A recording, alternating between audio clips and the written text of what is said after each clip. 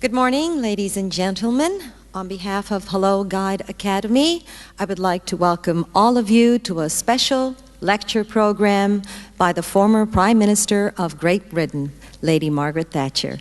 I'm Marcia Krakauer. I will be your host for today, the former Prime Minister of Great Britain and the special speaker for this morning, Lady Margaret Thatcher.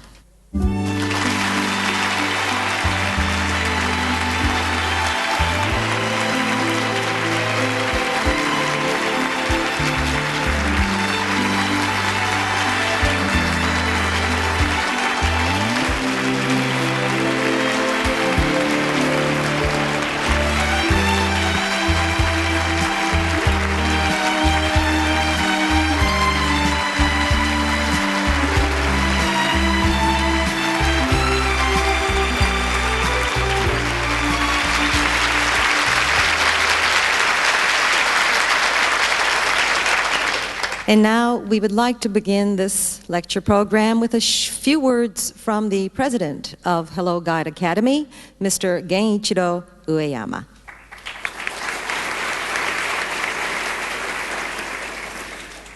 Lady Thatcher, ladies and gentlemen, first of all, I'd like to say how delighted we are to receive Lady Thatcher again at the Hello Guide Academy.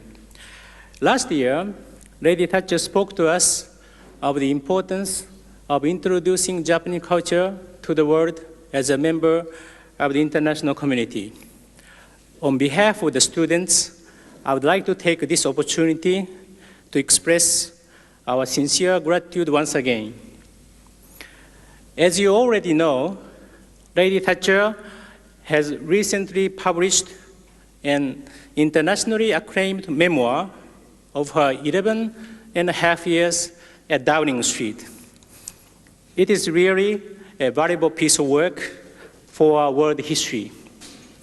The Japanese translation, published by Nihon Keizai Shimbun, has also been given rave reviews in this country, and I cannot help but feel very fortunate to have her with us at such a time.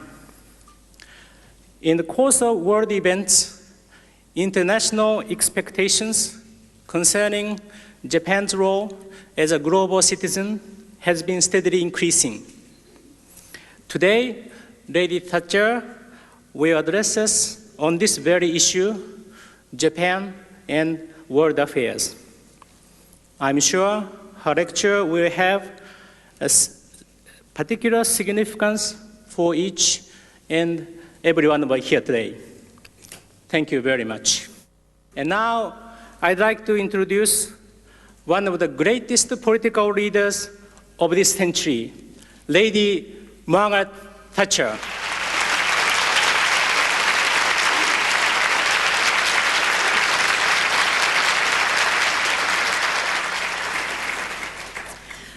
Mr. President, ladies and gentlemen, and students, thank you very much for that kind introduction. It's good to be with you once again. I well remember the occasion we had last year and the lively questions which followed the speech. I am told there are some lively questions again this year, and I look forward to them and will leave plenty of time. I thought the first thing that I can do is to congratulate all students on having made the first great choice in life. That is, what career are you going to choose? It is one which some people know precisely from their early school days, but others have no idea until gradually they learn more at school and they get more idea of what they would like to spend their life's work doing. Your career is extremely important to Japan. You frequently will be the first contact that the tourist has with Japan. And you know so often one's idea of a country is made not so much through its history or through going around sightseeing, but through the personal contact you have with those who are busy showing you round. So how you perform matters very much to the reputation of your country. Have no fear, I have no doubt. You will be extremely good, and you will enhance the reputation of Japan through your performance.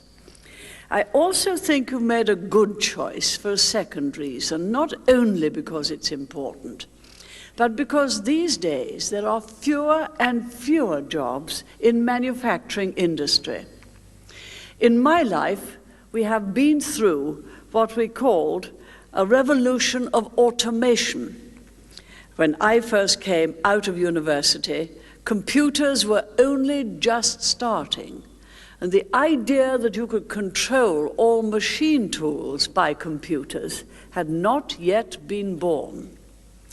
As that idea was introduced into manufacturing industry, and you found you didn't need people to do every particular operation with a particular tool, but you could have a whole host of tools on a center of tools and control them by computer. So you discovered almost universally that you can produce more and more goods with fewer and fewer people. And I can remember visiting one of your great car factories and being told in that particular factory they only employed about 100 people, although its output was colossal. And I went round it, and you scarcely saw a person on the factory floor at all. The only ones they needed were those who did the software for the computer operations and the maintenance for the equipment. And so you are finding in each advanced country in the world that there are fewer jobs in manufacturing and more in the great service industries, of which yours is one. Indeed, whether it is America, Britain, the main European countries, or Japan, fewer than 25% of the jobs are in manufacturing industry. So you again have chosen rightly to go into one of the great service industries. And indeed, if you look the world over, you'll find that tourism in all its various outward signs, whether it's hotels, whether it's aircraft, whether it's airports, whether it's transport, whether it's sightseeing, tourism actually is the greatest single employer the world over of people in the future. So you will have an exciting life ahead, a very interesting one. I'm sure you won't be confined to your own country. You too will travel the world. As one of the great differences, again in my lifetime, between young people's lives now and earlier, was far many more travel. It is part of your education. It is accepted that you will want to see how other people live and that you will want to have people back to see how you live. Not to see that we all become the same in our way of life. For the culture and character of each is different. And it is in the difference that lies the wish to travel and see what others do. I didn't go abroad until I was aged 26. My children I started to take abroad when they were 8. That is the difference. So they grew up knowing about other countries, hearing other languages spoken, skiing with people from all different backgrounds because I took them on a skiing holiday, and learning very much automatically in their lives. So as well as being citizens of our country, they were also had a part to play in the wider world. Now, how can I tell you about the wider world and what I know about it and what you should know about it? I decided to do it in the following way. More than once in my political life, I've had to go round the world in rather less than 6 days. There's a famous book and film called Round the World in 80 days. I've had to do it in 6 days sometimes, usually because I had appointments to see other prime ministers or heads of state, or because I had to attend great conferences. So I'm going to tell you about world affairs by taking one of these journeys quickly around the world in 6 days. I've done it twice. In the late 80s and early 90s. I took a plane from London And it's always very convenient to stop, if you're flying east, to stop in Moscow. Why? Because, again, throughout my lifetime, it's been an extremely important country. It and China have been the two countries which had a totally different way of life from us. And it's important to understand what that difference is. We have freedom, a rule of law, which is a rule of justice, and democracy. Neither in Russia, or the whole of the Soviet Union, or China, have they ever known until recently that kind of way of life. Indeed, in Russia, before communism came, there was a very dictatorial rule of the Tsars.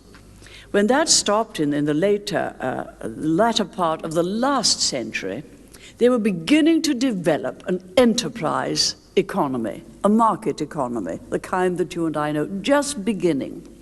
And they were beginning to have independent courts.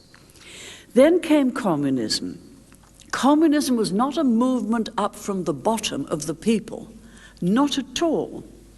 In 1917, this is a little bit of history, but it's good background, they had their first democratic election, led by a man called Kerensky. He won the election with his party, and the communists lost it.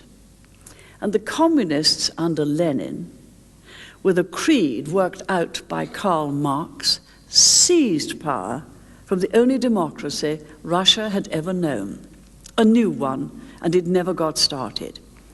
And the whole doctrine of what I would call the pseudo-intellectuals, not the real deep thinkers of universities, but the pseudo-intellectuals, not the best ones, their idea was quite simply this, that a few people at the top, a few communists at the top, could take away freedom from everyone else, take away all human rights, all ideas, all ideals of freedom, take away their freedom. And they, the rulers at the top, could plan the whole of that enormous country, what was produced, where it should be sold to, what should be taught, every single aspect of life. And to do that, they took away all land which had been previously owned by the farmers and by the people. They confiscated it. No compensation. Took it away at gunpoint. It was Stalin who completed it. Took it away, and then they took away all jobs. So had you been, say, a professor at university and thought you were quite safe, or had you been running your own farm or small business, you were quite safe. No, all jobs. You hadn't the land, you couldn't run your own farm, they had to be in collective farms under communism. You had to apply for your job from the local Communist Party. And every decision was taken by the Politburo. They had a big planning building in Moscow, and every decision, no matter how far away, was taken in Moscow. Now, this is a sort of total tyranny. No freedom, no human rights, no feeling that each and every person is unique, as we all are. Each and every person has different talents and abilities, and therefore something very special to contribute if they're trained, and if they can choose their job, if they can travel, if they can move around as they wish. All of that went. This was the creed of the intellectuals for the dictatorship of the intellectuals, the few, over the many. And that really has been the cause of what we call the Cold War and the philosophical split between those who disregarded totally both the dignity and the prosperity of the individual and put themselves in charge, and we who started with the rights of the individual to live their own lives within a framework of law decided either by long custom and tradition or by the elected representatives of the people who were given power by the people for a period of years, after which you had an election again. Now, this has been the split in this century, not before, because communism is a creed of this century, and thank goodness we're getting rid of it. It's been a creed that has caused the world so much trouble this century. Coming in 1917, in Russia and the other countries of the Soviet Union, 12 of them, and then there were another 3 because Hitler gave the 3 Baltic states to Stalin at the beginning of the last World War. It didn't come to China until later. China had had its own dictator, really Chiang Kai-shek, who was losing the battle with the new communists, and it came to China in about 1948. Not quite such a total creed. They couldn't take all the land away from the peasants in the interior, but a very terrible creed. Again, no freedom, but run by a Politburo. Every factory under control of the Politburo, the collective farms under the control of the Politburo. No freedom of being able to move about or choose your own job.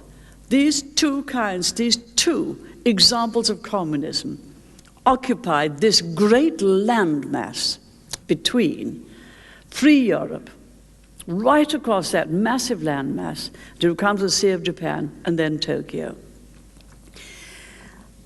We used to have relationships with the communist world. They refused to disarm after World War II, and so we all had to keep militarily strong. But you have to have diplomatic relations with these people, and you try to influence them. So frequently I would stop in Moscow and talk to them, and always President Reagan and I kept up our military strength because we were never going to be beaten militarily by these communists who spent so much of their nation's income on armaments. And we were going to try to fight the battle of ideas, to point out the infinite superiority of our way of life to theirs. Then I discovered Mr. Gorbachev, a totally different kind of communist who really saw that the world wasn't producing prosperity or dignity. And he began to see the way out of communism. We got him to the West, he saw our way of life. And eventually, when he became Secretary General, he gave them, his people, personal liberty and political liberty. They got for the first time in their lives freedom of speech, freedom to debate, freedom to discuss, freedom to travel if they had the money. A certain amount of freedom perhaps to change jobs, although it was very difficult when everything was owned by the state. They saw the television cameras go into the Supreme Soviet. They saw who the people were who represented them, who claimed to represent them. They heard the debates. And the whole of the atmosphere changed in that country. Very important for Japan. Very important for the whole world. And so as I came down in Moscow, usually to see Mr. Gorbachev or to see some of his predecessors, it was always to see how things were going, freeing up things, giving people a little bit more powers over enterprise, powers and control over their own lives. A very interesting process. And gradually came the end of the Cold War. And as you know, the whole Soviet Union collapsed because as they started to disperse powers from Moscow to the separate republics said, well, we don't want you to decide how many powers we can have. We'll take our own independence, and they did. This matters very much for you. But let me come to that in a moment. As I flew then out of Moscow, over China, there you had a totally different way out of communism. There it was Mr. Deng Xiaoping, also whom I used to go and negotiate with, because Hong Kong is on territory which Great Britain has on lease from China, and the lease ends in 1997. There's a small piece of land which we had in perpetuity, but the rest of it on lease. And this is why we had to negotiate with Deng Xiaoping. And we had built up Hong Kong until it became a really prosperous country on our way of life. The freedom of the individual, a rule of law and justice so that the strong couldn't oppress the weak, and you always have to have rules about trade, have rules about housing, have rules about safety of goods and so on. But under a free society, under a rule of law, and they had built up a really prosperous country with a high standard of living and good, totally non-corrupt administration. And what were we going to do when it had to revert to China in 1997? So I called in frequently into Beijing to negotiate with Mr. Deng Xiaoping, who had come to power after the end of the worst of the communists. He was still a communist, but he had a different idea from Mr. Gorbachev. Mr. Gorbachev, the personal and political liberty. Mr. Deng Xiaoping, no, he wanted to keep political control. He didn't want political liberty, didn't want them to have a vote between different candidates, not at all. But he had seen that the rest of the world had built far more prosperity by our way of life, which he would call free enterprise. People being able to start up businesses on their own, businesses not under the control of government, businesses which could invest overseas, businesses that were producing goods of high quality. I don't have to tell you this in Japan. Japan is renowned the world over for the high quality goods, for their high performance, for the beauty of their design. Mr. Deng Xiaoping had seen all this, and so he was gradually introducing more freedom into industry and commerce in China. You know, it's going very, very fast now. But he was the opposite way from Mr. Gorbachev. He's right, we'll get the economic freedom, but I'll hang on to the political freedom. These have been for years your two neighbors. And for years, we in the West have been very worried that Japan and Hong Kong, Japan was the flag carrier for the free society in the Pacific. She was the example of a full democracy. And we knew full well that she was bordered first by the largest country in the world, which is Russia, which goes right to the Atlantic through St. Petersburg and the northern approaches, from the Atlantic to the Pacific, as you know. You recently have problems with some of her putting her nuclear waste in the Sea of Japan. The largest country, and another of your neighbors, China, the most highly populated country in the world, both dominated by a communist system which knew naught of democracy and little of freedom. And for many years, we had very special concern and very special thought for Japan, because you were the democracy. And that was the great significance of the G7 group of nations, of which Japan is one. They started off by being the group of nations which had the most successful economies. So of course Japan was one. But we were always discussing political matters, always conscious that here was Japan, and immediate neighbors were both big, powerful communist countries. Fortunately, there was Hong Kong, further south, but that was a tiny colony. Certainly Hong Kong, because she was free, had a marvelous financial center, a marvelous standard of living. So I flew out of Moscow, and then that time I was not actually coming into Beijing, although I have been on previous occasions, but flew straight into Tokyo. As I did that, I recalled when I had the first time as Prime Minister, when I had left Beijing after negotiating with Mr. Deng Xiaoping. You know, there weren't very many bright lights in Beijing. When I went there first, they were all still dressed in those blue Mao suits, men and women. Perhaps you don't recall that stage. This is early 1980s. The ladies hadn't got any different colors, they hadn't got any pretty dresses. Very, very few lights, no nightlife at all. And as you flew out of Beijing, then you came into Tokyo with all of the bright lights, all of the commerce, all the industry, all the traffic, all the life. You felt very different. You needn't fear anymore. There wasn't anyone looking over your shoulder. You weren't totally constrained as to what you could do. And so I flew into Tokyo and usually saw your own prime ministers, who I saw on many, many other occasions. And I think one of the differences between us was that Britain had the same prime minister for 11 and a half years, during which time I think you had 7 or 8. So I was constantly having to get to know new ones. And Mr. Nakasone, fortunately, was there for 4 years, and we got on very well. Always with this consciousness, Japan, highly successful and a democracy. We democracies must stick together. And then I would go down to Hong Kong and try to reassure them that we were negotiating with China. In those days, we didn't foresee what would happen, that the end of the Cold War would come.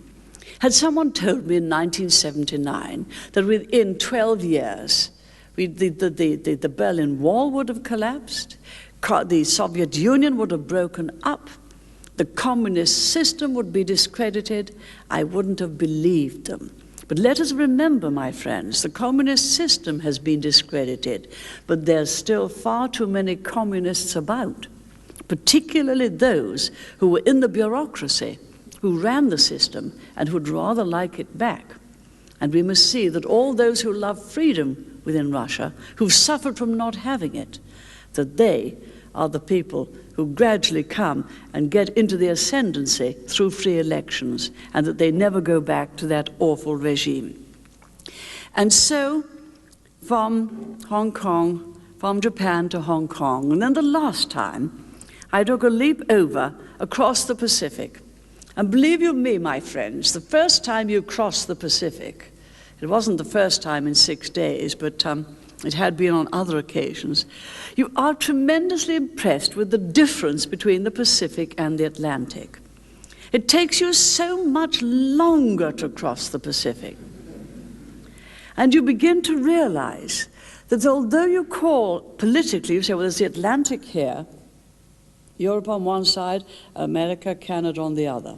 And there's the Pacific here, America also on this side, and Japan and Russia and China. But you see, the Atlantic's like that, and the Pacific's like that.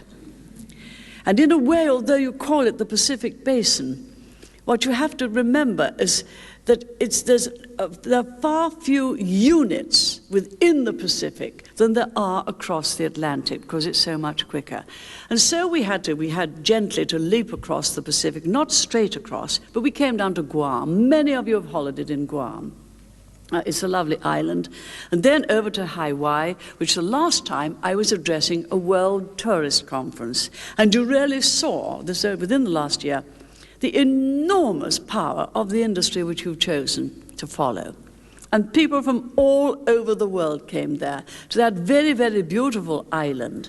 And their problem is how to retain the beauties of those islands while you get so many hotels which tend to look similar wherever they are in the world.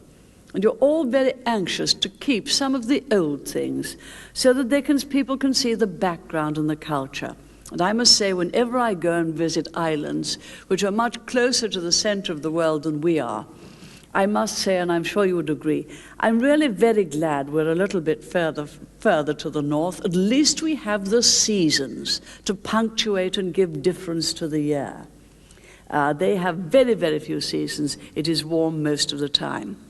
From Hawaii over to the other side of the Pacific. But let me just hesitate in the Pacific, having said something about it now. Hitherto, there had been two great economic centers in the world, North America, America and Canada, and the European community, and in your part of the world, just your good selves in Hong Kong. The change that has come about in the last 5 years is the colossal growth of business throughout the whole of the Asia-Pacific basin. Wherever you find Chinese people outside China, they are very, very enterprising. You saw that in Hong Kong. You see it in Taiwan. Taiwan has built up the largest foreign exchange reserves in the world, all Chinese people. You see it also in Singapore. Singapore wasn't on a lease. Singapore was a separate island not belonging to anyone, so she became a fully independent country and a very, very prosperous one. Malaysia, fully independent country, large Chinese minority, becoming very prosperous. Thailand also shaking herself free of a military government, because this is the new development, my friends. As these countries are becoming more prosperous, so they want to go either from a military government or a dictatorship government to a democracy. Look and see what's happening in the Pacific. Thailand, now a democracy. They wouldn't have a military government. South Korea was doing very well, now a democracy. Not North Korea, but she has not become prosperous. She uses the whole of her, so much of her income for military purposes, and she's a source of great worry. Otherwise, we have the advanced South Korea, a democracy, Taiwan, a democracy, Indonesia with elections, Vietnam coming up towards a very different way of life. As countries get more prosperous, you can look at it across the world, so they want democracy. That is very, very good. It's particularly good for Japan, because you were the only democracy.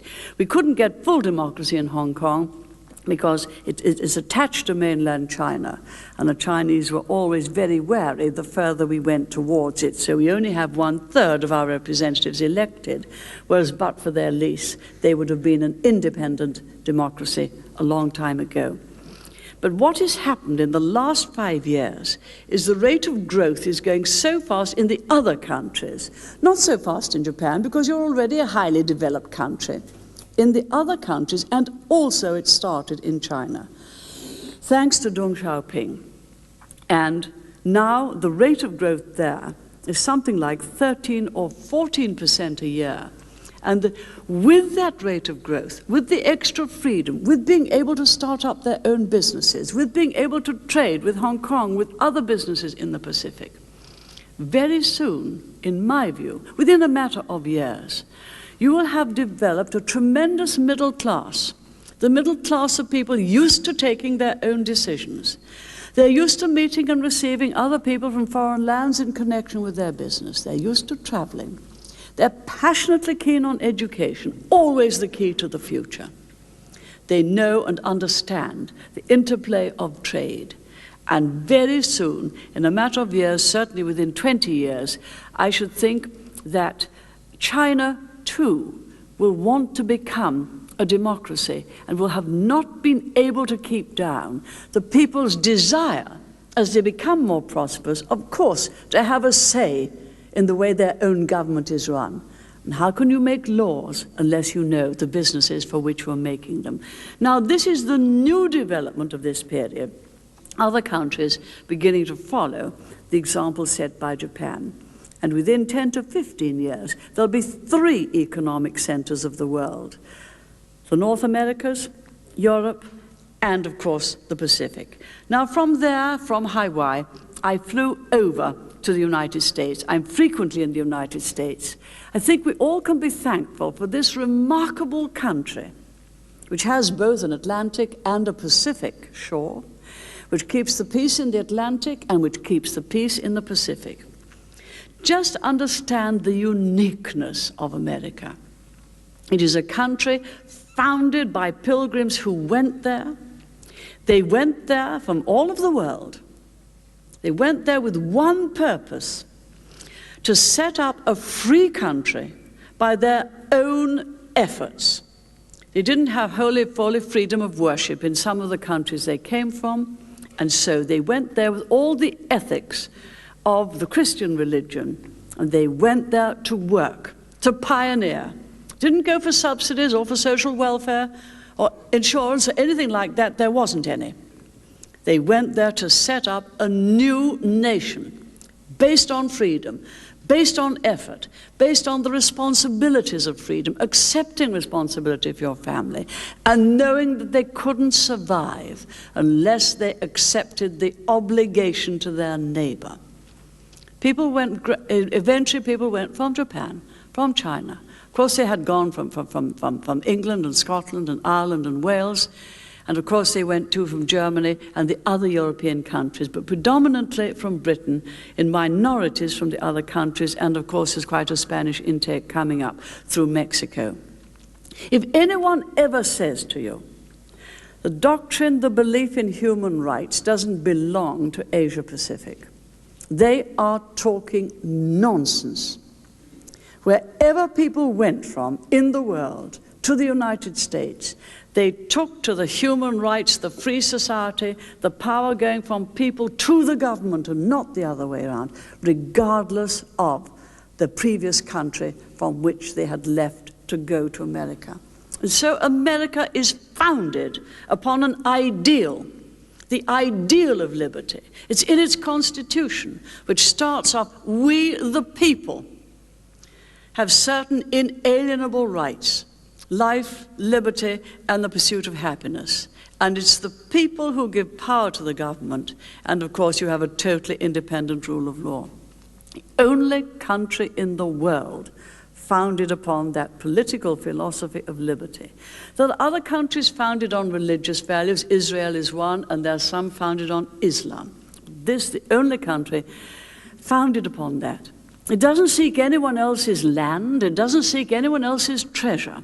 The difficulty with America is to keep it looking after and defending liberty in the Pacific and the Atlantic. She's only too anxious sometimes to retreat to her own borders. But hitherto, following the Second World War, she has kept the freedom of the world in the Atlantic together, I might say, with Britain as a very able and loyal ally. We've always been with America with a special relationship. And so one goes into America always to discuss things. Now, you'll have seen recently there are new things happening, not only economically in the Pacific, but there are new trading blocs. This matters to you. Europe led the world, I'm afraid, in forming a trading bloc. Now, that is all right, provided that each trading bloc, Europe, or the new NAFTA, or the new APEC, if we get it, plays by the international trading rules of the GATT, the General Agreement on Tariffs and Trade. If it's instead of the GATT or sidestepping the GATT, it's wrong. If it's playing by the rules of the GATT, then gradually we can incorporate the countries of the rest of the world, of whom there are many, who must likewise be in the world trading system, because that's the only way of getting prosperity to their people as well as to ours. And this round of the GATT, soon coming to an end, is in fact trying to incorporate within its powers, not only powers over manufacturing the world over. It gets a framework of law, and then it doesn't matter whether you're a small company in a small country or a small company in a big country. You kind of plug into a world trading system which goes on by making in one country and purchasing in another without the interference of governments. We did not have the communist governments in the GATT for obvious reasons. It was managed trade, or it was trade dominated by governments and not by free enterprise. When you think about APEC, it is cooperation. It's not forming masses of extra regulations. It's not forming an exclusive group. It is, I believe, cooperation to get freer world trade, and that is good. And so as I usually go across from one coast of the United States to another, from Los Angeles or San Francisco, then we come to New York, the financial center of the world. And this will be my last main point before I return to London on my 6-day flight. New York, of course, the home of the United Nations. Now, may I say this to you? There are some people who think that the United Nations is, of course, a supranational authority which is going to keep the peace. It isn't, it doesn't, and it never will. It consists of 184 nations. They have to discuss what to do. The Security Council has 15 of them, and as you know, they're permanent members of the Security Council, and the rest rotate onto the membership of it. The United Nations passes resolutions. They, of course, are not a substitute for effective action. The action has to be taken by powerful nation states, as it was in the Gulf War, United States leading, other countries following, other countries contributing. But it is United Nations will never get peace, will never stop conflict. That has to be done by nation states. And the thing about wanting more democracy is this. There is no case in the world of an established democracy fighting an established democracy. Conflicts come where dictators seize power and then seize other people's lands. So do not expect too much of the United Nations. Expect nation states to take their full responsibilities, work and discuss through United Nations, and get together in defense of liberty when it is challenged, having kept a strong defense. And so after New York, I fly back to London. We haven't mentioned India, although I know it well, the largest democracy in the world. 800 million people, a democracy, staying a democracy. Interesting. We haven't mentioned Africa, full of conflicts, always will be. Very difficult, as we know, from those people who tried to intervene in Somalia. The important thing is that we who believe in democracy gradually extend our influence and get more countries to our way of life. That way, your generation will have a more peaceful world. There will still be conflicts we will still have to defend because the price of freedom is eternal vigilance. But we shall be gradually gaining. And perhaps we shall look back on this century. It was a bad century, the first half of it. And we shall say, we've learned the lessons of the past in order to give our children a better future. That, I hope, is what you will help to deliver. Thank you very much.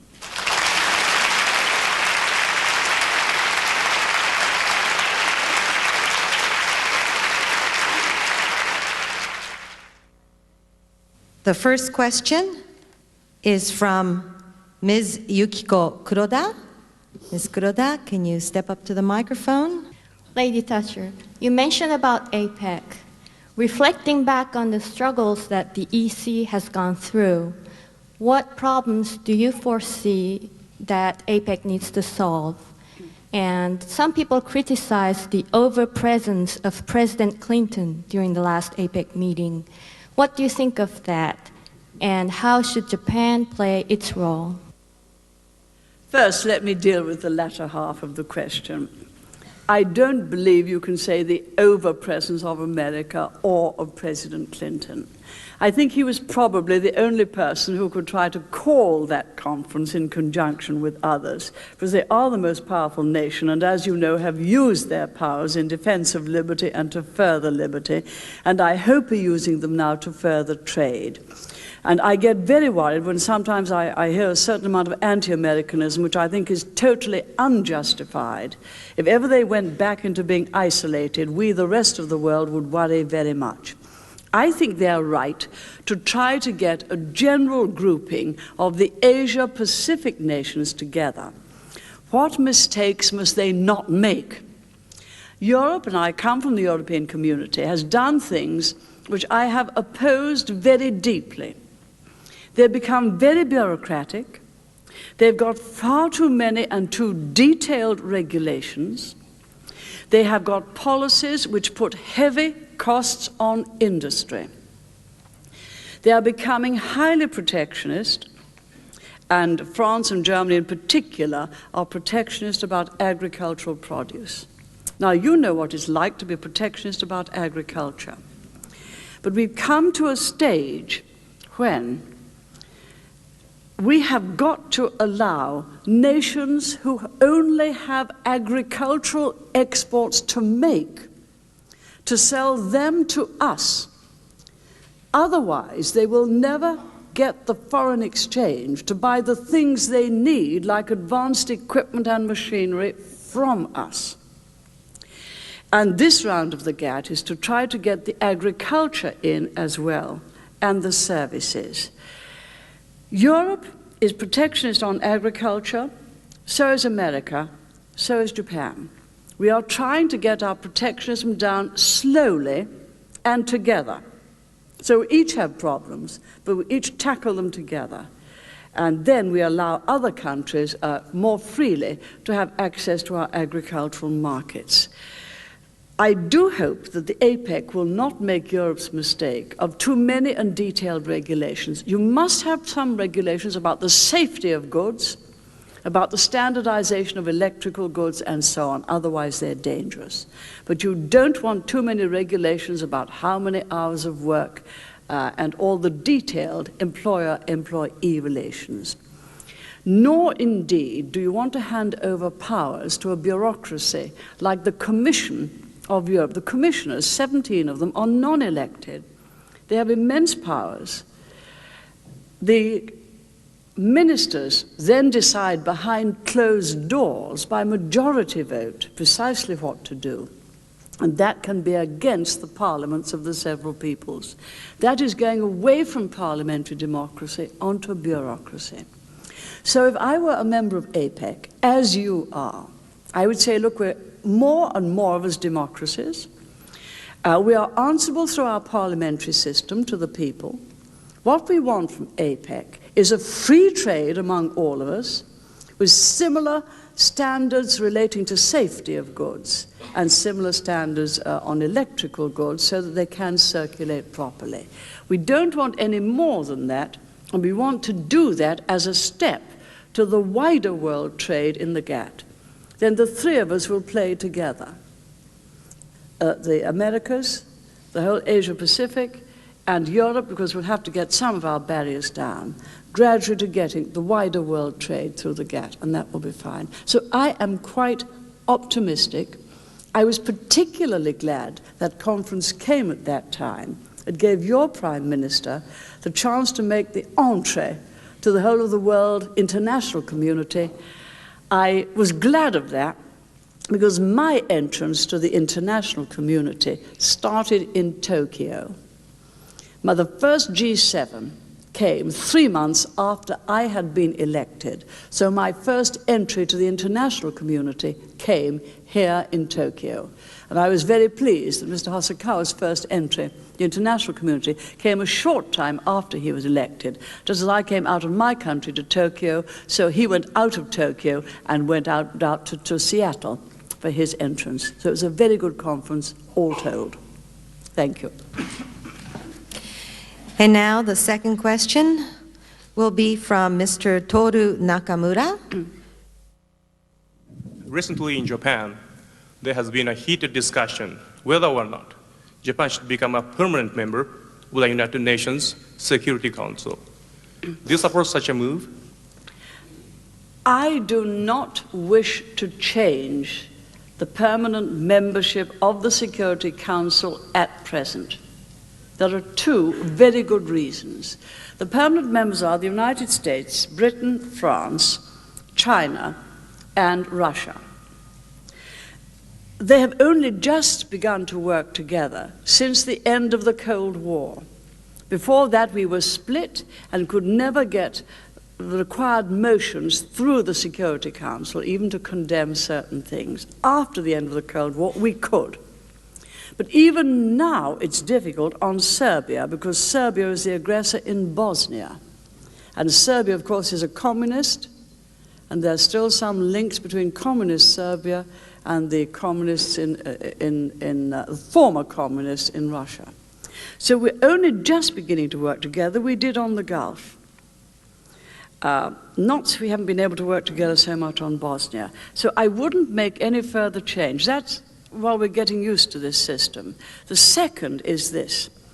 The moment you say we'll admit more to the permanent membership, there are more than one country, there's more than one country who would like to apply. You would, Germany would. As I said, the largest democracy in the world is India, with 800 million people not represented as a permanent member of the Security Council, from a part that's not really very well represented either. You'll find a big country like Brazil wanting to come in, and you'll probably find others as well. And therefore, the moment you open it up, even if someone extra got on, you would in fact offend people. More people than you would please. Leave it alone to go on working as it is for a time. The important thing is that Japan is a member of the G7, which are the 7 biggest industrialized nations of the world. That gives her an entrance to all of the economic discussions. She's also, of course, the IMF is important to her. That's another international organization which she plays a tremendously important part because she's such a rich country, and also the World Bank. So please let me say this to you in Japan. I don't think you've got the confidence to match your performance. Your actual performance is far greater than the confidence of your people. You've no need to be lacking in confidence with your manufacturing performance, with your membership of G7, with your influence on the International Monetary Fund, with the amount you can put into the World Bank, with your investment all over the world. You are an important country and will continue to be so. And I don't myself think that being a member of the Security Council, bearing in mind what I said about it, it does not get a peace. It sometimes cannot keep a peace. I don't think that that would necessarily enhance your status in the same way as you think it would. Right. Hori-san's, okay. Please allow me to ask you a personal question compared to the former two questions. When do you make a decision that might change your life or affect your life? How do you go about making decisions? Do you expect a short answer? Now, I would really say, look, there are decisions in your personal life and there are decisions in your political life. I assume you're asking me in my political life, but in one's personal life it wouldn't be different. There really are two sorts of decisions. They're the ones which happen from events which come unexpectedly. Let me just give you an example. All of a sudden, one evening, my Secretary of State for Defense, Minister for Defense, came bursting into my study in the House of Commons where I was waiting for a vote and said, "The Argentinian fleet have sailed. We think from what they've put on board and from the composition of the fleet, so this time it might not be an exercise, but they might be going to invade." So suddenly, you're faced with something that you had never contemplated. Now that's a sudden decision, and you have to act very quickly indeed. And it helps that such decisions only come to you after you had a good deal of experience in life and a good deal of experience in politics. Because I had seen at the beginning of my political time that the best defense against any attack is to maintain a very strong military forces, and had increased our military forces, together with Ronald Reagan, partly against the military might of the Soviet Union. But it came in extremely useful because the best strong defenses are the best deterrent. And you'll say, as I said, but they haven't deterred the Falklands, they haven't deterred the Argentines. And the Argentine had made the assessment that although we had strong defenses, we could not get all the way down to the Falklands, which are 8,000 miles away. Now, it was our coming into summer, they were going into their winter, and to fight a battle from ships bouncing about in the bitter Antarctic winter, with only air cover from aircraft carriers, where they had it from their shore-based airfields. They'd taken the view we couldn't do it and wouldn't do it. Now, we had to take a decision. It was a great risk. And I gathered together a few people, I gathered together the military, and we thought, with my political friends, it was so important that no dictator should be able to seize land and take the people captive and stay unchallenged. So we took the risk and we went. We had the armed forces, they were highly professional, and in the end, against all of the odds, they won. Now that's one kind of decision which comes up to you extremely quickly, and being able to take the right decision means that you have previously made all the right decisions. I mean, there's the old saying that we used to have when I was a child, be prepared. Whatever happens in life, be prepared. Do you have that saying here? Be prepared. There's also a saying of the Scout and Guide movement, be prepared. Always prepare yourself for the unexpected. We prepared ourselves mentally, we knew that we were what we stood for, And we knew we just would not allow our people to be taken captive. Not only prepared ourselves mentally, but we'd got the decisions. So you couldn't have done that unless you'd been prepared. And being prepared is part of life. It is knowing that unexpected things might happen. All right, you might suddenly be without a job, so you build up a little nest egg or some savings to get you through difficult periods. You try to buy your house because perhaps that again builds up savings for the future. It is being prepared for the unexpected things that may happen, both nationally and or personally. Now, the other kind of thing is you make a fundamental change of policy. Because you think the one isn't working, or it's not what your people like, or it's not in tune with your beliefs. That takes much longer. And first, you find all the facts of what is happening. Always, I learn both from my scientific training and from my legal training. If someone comes in and asks for my opinion, I always say, what are the facts?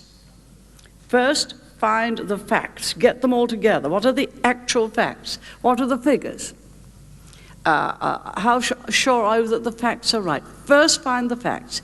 Then we'll have a look at it. And then you use your principles to formulate a different policy. I became leader of my party in 1975. It took 4 years, it took 2 years to refashion our principles right from the very beginning. What did we believe in and why? What effect had that on policies? What effect would it have on policies when we were likely to get in? Therefore, what program did we put forward before the country? That is a much longer effort.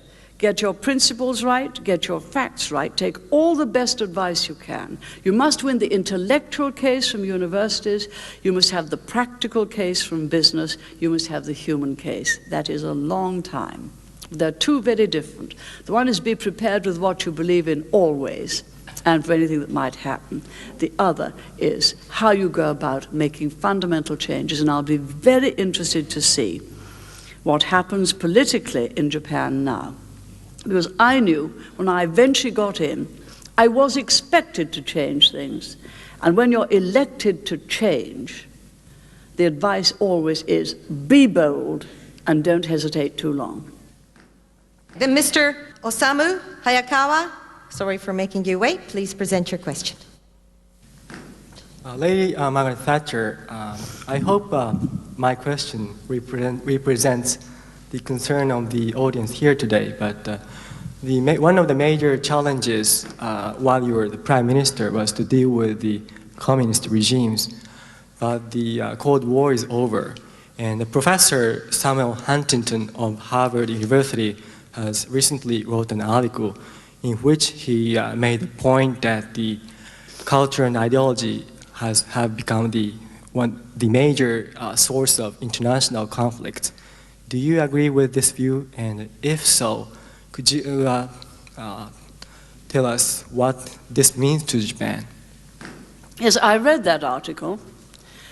What he was saying was that the clashes in the future will be between cultures and civilizations.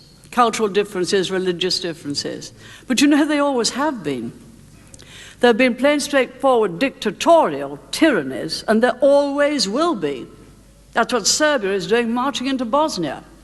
There will always be tyrants and dictators that we have to defend against, like North Korea. There will always be those. But there's nothing new in what Sam Huntington is saying. Look at the religious clashes. The religious clashes between the Israeli religion and the Arab religion. That is a long-standing one. It's now being resolved, we hope, in the Middle East with regard to Israel and the Palestinians. Look at the one between Hindu and Muslim. This has been going on for years. When we gave India independence, she divided into two, India and Pakistan. There were 3 million people killed, and some of the Muslims went into Pakistan. There has always been that clash. You will get clashes too between other groups. You get clashes in Ireland between your Catholic nationalist community and your Unionist Protestant community. You will get clashes in the Middle East between different sorts of Islam. as you have between Iraq and Iran. There is nothing unusual about this. It is not a new phenomenon. And so, yes, I believe you will continue to get those clashes. I think it's a tragedy, because in many cases they are using the religion for a way it was never intended, and they are really having ethnic clashes or old hatreds between groups. You will continue to get them in Africa, where you have hatreds between two different groups of peoples. And one had hoped that gradually we might be able to resolve more of these peacefully. But you couldn't resolve that one in northern India recently peaceably. It was resolved without war, but it was resolved, I'm afraid, there was a great deal of loss of life. So I accept that those clashes will continue to go on, but I think it's a mistake always to call them religious clashes, because I think that the people who foster those clashes are the extremists in the religion, and the extremists, for example, in Islam, are very, very different from people who are the mainstream Islamic religion, which is, after all, belief in God and that Muhammad was his prophet. So I don't quarrel with Mr. Huntington. What I think is it is not a new theory. It's just, I'm afraid, a new presentation of things which I'm afraid have been happening and which we still have not stopped. But you do notice that in many cases where Islam is the religion, they are now getting a democratic system. It's difficult to hold it, as for example in Pakistan. But it's not an Islamic state. Turkey, Islam is the religion, it's not an Islamic state. Other countries have an Islamic state, and there have been attempts by Islam to take control in some of the North African states, and there are problems in the Sudan between the Islam and Christianity. They are not new, but they are still a danger to world peace, and we have to try through those great religions to get them to do all of they can to see that those do not result in terrible conflict. Thank you very much. Right, thank you. Ms. Yukari Horiguchi has a question for you.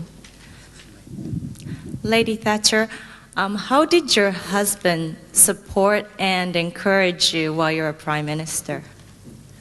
Well, well, first, obviously, we had the same beliefs, same political and philosophical and religious beliefs. Second, I think when at the end of a very, very difficult day, and that's practically every day in politics, you're able to go up to your own flat, and in Downing Street is the office of the Prime Minister. It's the home of the Prime Minister, and there's a small flat right at the top, very simple flat, and you just could go up at the end of the day and sit down and discuss with someone whose loyalty was total, whose affection was total, the problems of the day. And somehow, you know, someone else who hasn't been quite so intimately associated with them can put them a little bit more in perspective. You might have got them a little bit out of perspective or got a little bit too deeply concerned about one aspect. And it's just marvelous to have someone to talk to. The third way, I think, is my husband had his own first his own business, and then we sold it to a bigger business. He was involved in the oil and chemical business. I also was a scientist and knew that business. It's a very, very important business worldwide. He was constantly in touch with industry and commerce in all of his daily dealings. I, as a politician, never got out of touch with that world. That was extremely important. Sometimes your politicians can start to make laws which are totally inappropriate for the real world. That never happened with us. And also he was very active in the sports world and often raising money for charity for young people who, for example, would like to get up to Olympic standard but hadn't, in fact, the money to do so. So in all those ways, he was absolutely marvelous and with me all the time. I should tell you, if anyone's thinking of taking on that role of the spouse of a prime minister, man or woman, my husband never gave an interview to the press. Never. I think it was a very good thing. And he never made a political speech. She's always speaking in support of me. That was a personal speech. Right, thank you. Is Mr. Mikihiro Hayashi here? Thank you very much. I'd like to ask you about the democracy in Japan you mentioned several times. At this time, Japan is attempting to reform political systems such as election system. So one of the ideas of that is to seeking the so-called two-party system, such as exists in Britain's parliament. Could you please share with us your views, if any, regarding to that? Well, I think there are two basic ways of running a government. One is to have limited government, limited but strong in the spheres which only government can look after, but not extending into ownership of industry, not extending into taking so much taxation that people are overburdened with tax and government becomes stronger and the people weaker. That's the limitation of government, or the maximization of government, which is heavy taxation, massive government regulations, and government owning industry and a lot of industry and determining what it can do. So you have the socialist, which is a weaker form of communism, or you have the free enterprise system. Those are the two main ways. And certainly we have two political parties in Britain, the Conservatives, which represent the free enterprise way under rule of law, and the Socialists, who represented quite heavy nationalization and were heavily involved with the trade unions, but are retreating from that course of action a bit. And then you have a third one, actually a Liberal Party, who has just about 20 members, that has a bit of each, and really, I think, finds it difficult to make up its mind about anything. Now, the danger is, and we haven't had it in our country, either one main party or the other has been given a clear majority by the people. In Germany, on the other hand, your middle party, which only attracts 7% of the votes in Germany, often holds the balance between the two parties. And then, ironically enough, it is the middle party with only 7% of the vote which decides whether you shall get a centre-right government or a centre-left. And I think that is thoroughly undemocratic. It also leads to a lot of haggling and discussion about detailed matters of policy. But you can't set out and say there shall only be two parties. And in our country, there are also the local parties, the Scottish nationalists and the Welsh nationalists. But the more you multiply the parties, the less clear-cut your government becomes, and the more bargaining there is after an election, and the more the main parties might have to retreat from their elect and the program which they were elected to fulfill in order to keep a small party with them in a majority. So that's really one of the problems you've got. I much prefer a clear-cut majority, which I always had, but you're not always in a position to get it. Right. Thank you. Now the next question, question 7. I would like to ask what motivated you to pursue a career as a political leader, and was there any one person or influence that inspired you to enter the world of politics? No, I was always fascinated with the subject of politics. Politics, after all, is living history. It's making the history of the future. I was interested in the past, the mistakes we've made. I was interested in political debate.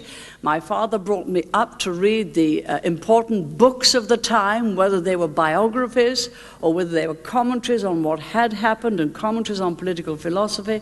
We were brought up to read the newspapers. In the times when I was a child, there was no such thing as television. And we did, therefore, have quite a lot of discussion between parents and children. When I say parents, I mean father and mother and children. We went out together in the evening, sometimes to political lectures. I went out with my father quite a lot to hear general lectures and speeches that were given. And it really was a total fascination with the subject. And I don't think that anything less will do, because politics is very exacting. My father influenced me. And of course, we had Winston Churchill as the Prime Minister in those days, and he was a very powerful personality and one that we all admired greatly. Right? Thank you. Question 8. Ms. Naoko Watanabe. Lady Thatcher, what is your outlook concerning the present and future conditions of the former Soviet Union and Eastern Europe? And in what way do you think Japan should contribute to the political and economic stability and the future development of the region? Well, now, the most important thing for Japan and for the world is that all democracies, including Japan, do everything we can to help Russia to come through to a genuine democracy with a genuine constitution based on liberty and law. The one they're just getting rid of is the old communist constitution, and they get an elected parliament which genuinely reflects the wishes of the people, which I hope will be towards more liberty. If not, then they slip back into some of the half-socialist practices of the past, and it will be damaging for us all. And I very much hope Yeltsin succeeds. I'm not sure that we've helped Russia in the right and most effective way. But when she's changed her law and her constitution, it will be easier for Japan and the other countries of the West to invest more heavily in her industries and to help her more than we're able to now. Because now there's no place where you can enforce your contracts or can get valid title to land. That's very important. China is changing her enterprise practice, but China has all of the ex-Chinese people in China, in Taiwan, in Hong Kong, from Singapore, investing heavily in her, and also some of your own people. So I think she's being helped even more positively to come through. And I think that, as I indicated, the enterprise way will eventually break through, and they'll require democracy as well. Japan contributes in just exactly the same way as every other important nation contributes. First by example, then by practical investment in the countries concerned, and thirdly by free trade. And I mean free trade in all products. You cannot say in the same breath, I, Japan, make very excellent products, which you do, in manufacturing. I expect other people to buy them on the basis of value for money. And then when the other person says, but I grow excellent wheat or rice, I expect you to buy my wheat or rice or vegetables on the basis of value for money. You can't say, you must buy mine on value for money, but I'm not going to buy yours on value for money. So I mean genuine free trade, and that does mean making changes over a period of time. And if you can't do the both, then you'll find that some of the world closes down against some of the manufactured products, and that would be catastrophic. So that applies to all of us. We have agricultural problems, so does the United States, but we've got to get that one right. All right? Good. Thank you very much. Then, at this time, Mr. Uyama would like to present Lady Thatcher with a bouquet of flowers and a commemorative gift for this occasion as an expression of our deepest gratitude.